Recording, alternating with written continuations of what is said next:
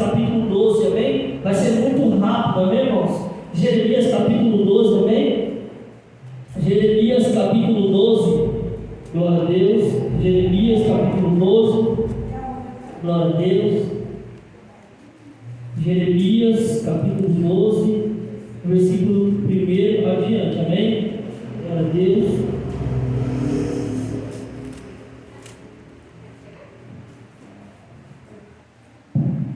Que vai dizer assim o texto: